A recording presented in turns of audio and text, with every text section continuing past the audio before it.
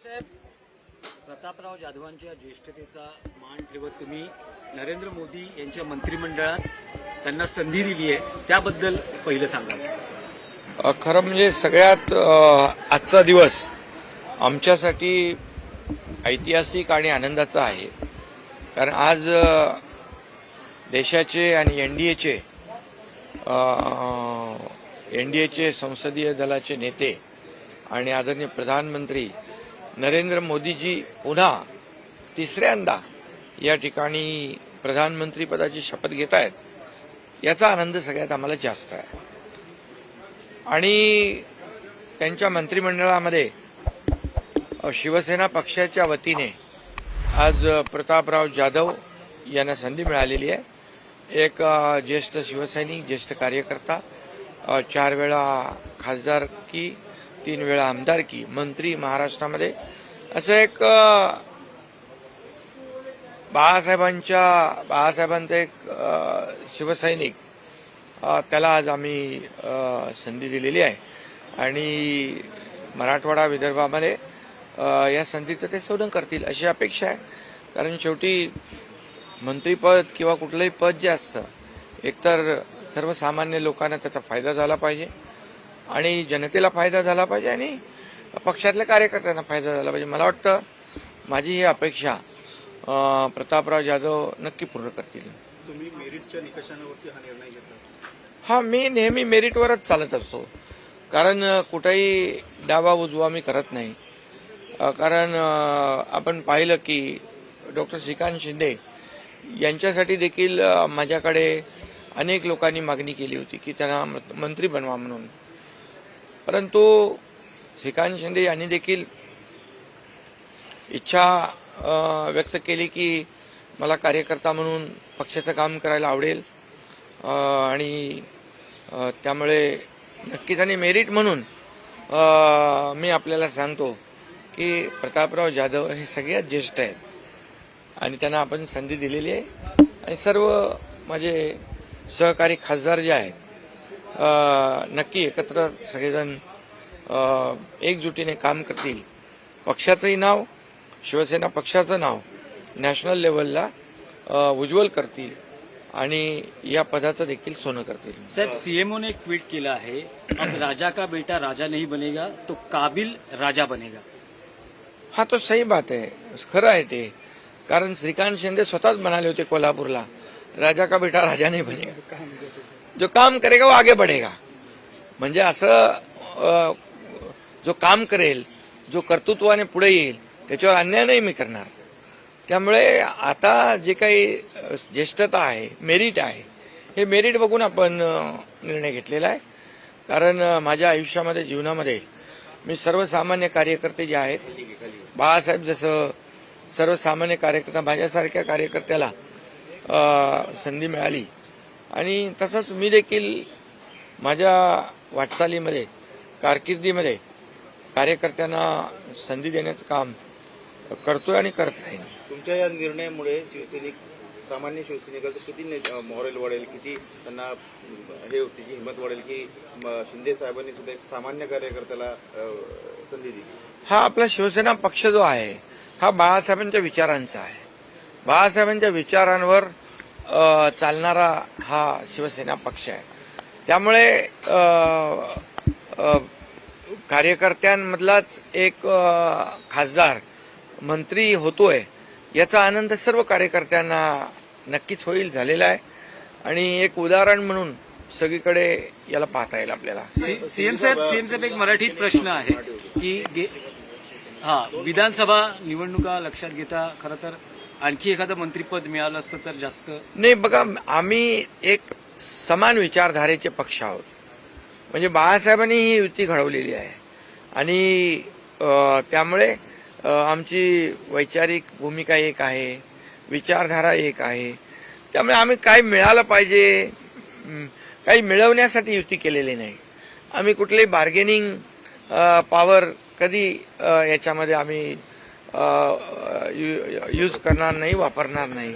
कारण शेवटी आजच्या परिस्थितीमध्ये जे सरकार स्थापन होत आहे, यामध्ये आम्हाला सगळ्यात जास्त आनंद जो आहे तो मोदीजी पुन्हा प्रधानमंत्री बनतात याचा आहे. कारण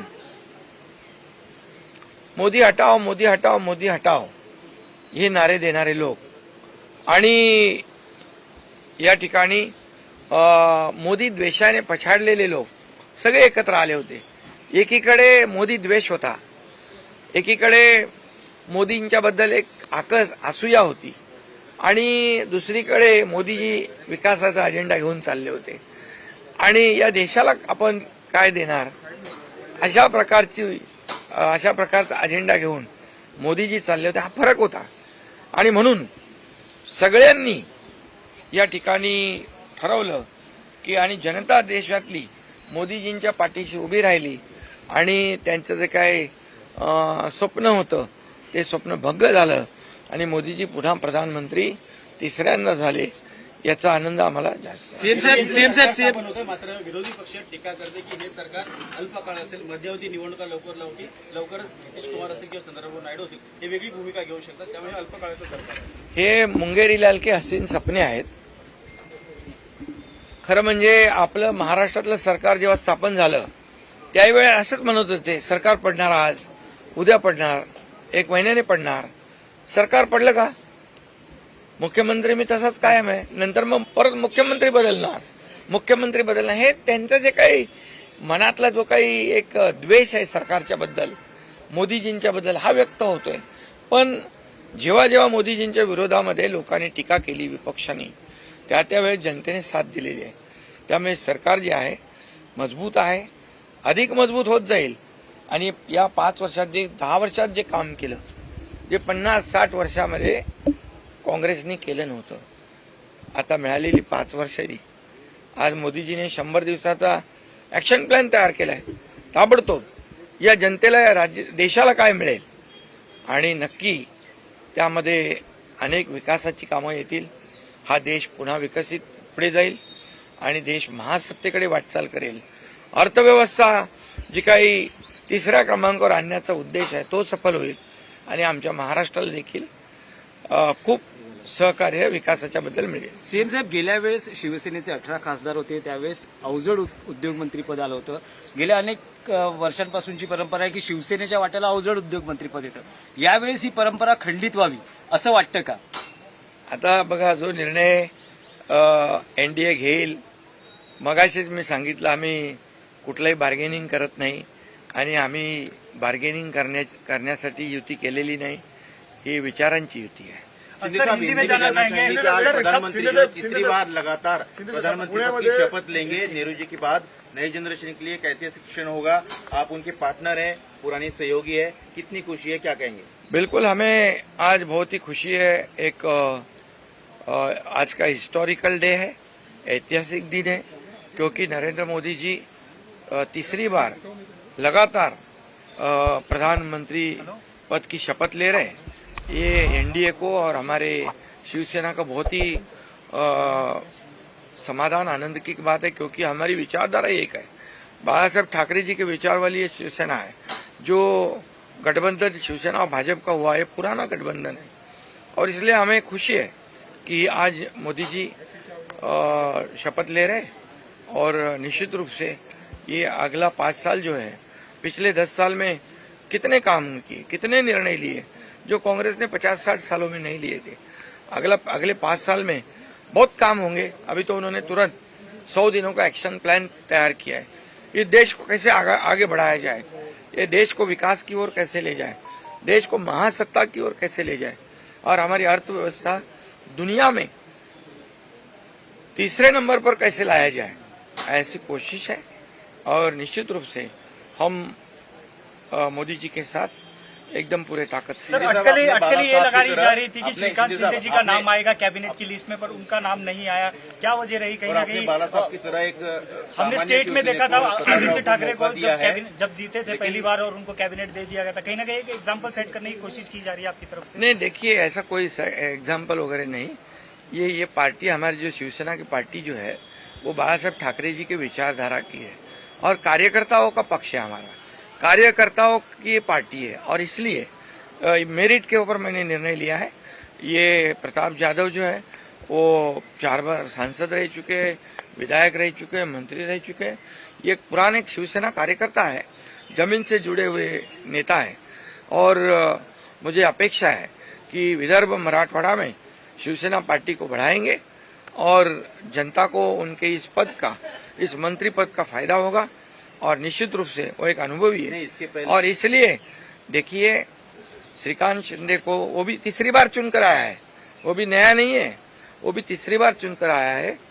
उसके श्रीकांत को मंत्री बनाने की भी मांग कई लोगों ने मेरे पास की, लेकिन मैंने पहले ही कहा है कि ये कार्यकर्ताओं की पार्टी है और कार्यकर्ता आगे जाएगा, पार्टी में जो काम अच्छा करेगा वो आगे बढ़ेगा, मेरिट के ऊपर आगे बढ़ेगा और इसलिए मैंने प्रताप यादव को यह मौका दिया सर है। कहीं ना कहीं नाराजगी लगती है जो एनडीए के जो घटक हैं, क्योंकि बाकी जितने भी अलायंस हैं सबको कैबिनेट में जगह दी गई है, एनसीपी अजीत पवार के किसी भी मंत्री या फिर किसी भी एमपी को जगह नहीं दी गई है। देखिए ये क्या एक ही बार में खत्म होने वाला ये है क्या?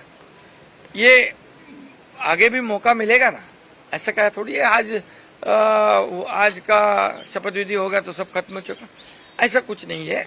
अभी इतने सब लोगों को साथ में लेकर सरकार बनाना है, तो कुछ जो इसमें दिक्कतें हैं, कुछ अड़चने हैं, उसको भी हम लोग देखकर ही आगे बढ़ रहे, क्योंकि हम सब एक है।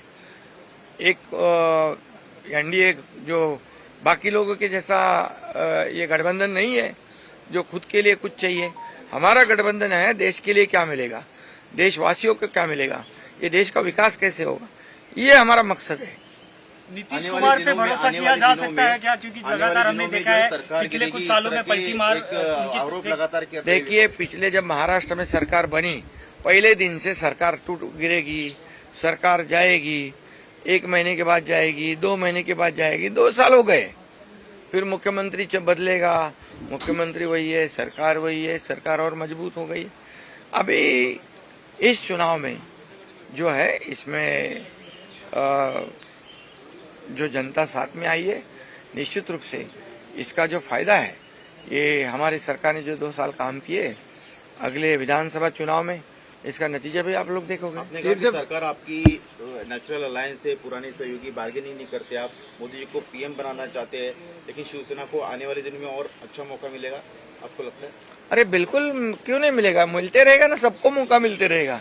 क्या आज का तो खेल खत्म नहीं होता है ये। और हम लोग देखिए बार्गेनिंग करने वाले नहीं है, हम साथ देने वाले हैं, सहयोग करने वाले हैं, क्योंकि हमारी विचारधारा एक है, 25 साल 30 साल पुरानी विचारधारा है, ये बाबा साहब ठाकरे जी ने बनाई हुई युति है और इसीलिए हम लोग मोदी जी को बहुत मजबूत करना चाहते हैं और इस देश को आगे बढ़ाना चाहते हैं। एक मराठीतच प्रश्न आहे की महायुतीतल्या सगळ्या घटक पक्षांना मंत्रिमंडळात स्थान मिळाले, पण अजितदादांचं कोणी मंत्री होताना यावेळेस तरी दिसत नाही। अरे ठीक आहे, मंत्रिमंडळ का एकदाच होणार आहे का? पुन्हा होईल आणि त्याच्यामध्ये सगळ्यांना संधी मिळेल, काय अडचण नाही। केवल कि आप महाराष्ट्र को 6 मंत्री पद मोदी जी ने दी है पहले ही चरण में, आगे और भी मिलेंगे। महाराष्ट्र में आने वाले दिनों में विधानसभा के चुनाव भी है, कितना फायदा होगा सब मंत्रियों का? सब बैलेंस रखा गया है कास्ट वाइज, रीजन वाइज, कैसे महाराष्ट्र सरकार भी आगे जाएगी? क्योंकि आप भी चुनाव में आप तैयारी शुरू कर दी आप लोगों ने। महाराष्ट्र में जो 2 साल काम किया हुआ है उसके नतीजे तो है और विकास का, डेवलपमेंट का एजेंडा लेकर हम चल रहे हैं और इसलिए महाराष्ट्र की जनता काफी समझदार है, काम करने वालों को साथ देगी और निश्चित रूप से ये नतीजा आने वाले विधानसभा में देखेंगे आप। Thank you sir.